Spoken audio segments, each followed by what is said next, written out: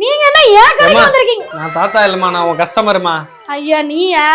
நான் கூட நாங்க சிறுபான்மையினர் காவலர்ல அது தெரிஞ்சு கிறிஸ்மஸ் தாத்தாவே நேர்ல கடைக்கு வந்துட்டாரோன்னு கிறிஸ்மஸ் நினைச்சேன். தாத்தா மேல இருந்து இங்க வர்றாரு. ஆமா நீ அது உங்களை பாக்குறதுக்கு உங்க ஆட்சியில. நாங்க சிறுபான்மையினர் காவலர்னே, என்ன பேசிட்டு இருக்க நீ? அப்படி சொல்லிதான் மக்களை ஏமாத்திக்கிட்டு இருக்கீங்க. என்ன ஏமாத்த முடியாது. மக்களுக்கே தெரியும், ஆனாலும் எங்களுக்கு தான் ஓட்டு போடுவாங்க. என்ன பண்றது? என்ன பண்றது, அவங்கள அறியாமை அது. சரி சொல்ல வந்த செய்தியை சொல்லு. இருமா ஒரு நிமிஷம், இதை கழட்டிக்கிறேன், வேர்க்குது. இருக்குது இப்ப சொல்லு. என்ன உங்க தலைவரு இந்த மகாபலிபுரத்துல கூப்பிட்டு கிறிஸ்துமஸ் விழா கொண்டாடினாரா?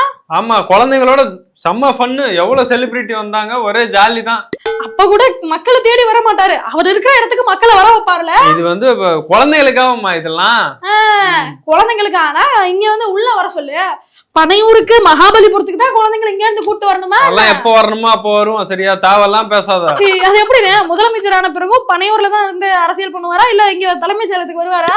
அதெல்லாம் எல்லாருமே வருவாங்க. நான் இப்ப அங்கதான் போயிட்டு வர்றேன். நானு டைரக்டா இங்கதான் வரேன் நானு. சரி என்ன சொன்னாரு அங்க? எங்க தலைவர் குட்டி ஸ்டோரி சொல்லிக்கிறாரு. என்ன சிரிப்பு? இல்லனே, அவரு கட்சி ஒண்ணு ஆரம்பிச்சு அரசியல்வாதி ஆயிட்டாரு, இன்னும் குட்டி ஸ்டோரி சொல்றதை விட மாட்டாரு பாரு. எனக்கு தெரிஞ்சு அதையும் ஆடியோ லான்ச் நினைச்சாரு போறானே. ஆடியோ லான்ச் இல்ல, செலிப்ரேஷன். நாங்க வந்தாலே செலிப்ரேஷன் தான். நீங்களே சொல்லிட்டு நீங்களே பண்ணிப்பீங்கல்ல. பொதுமக்கள் கூட சந்திக்க மாட்டாரு கடைசி வரைக்கும்.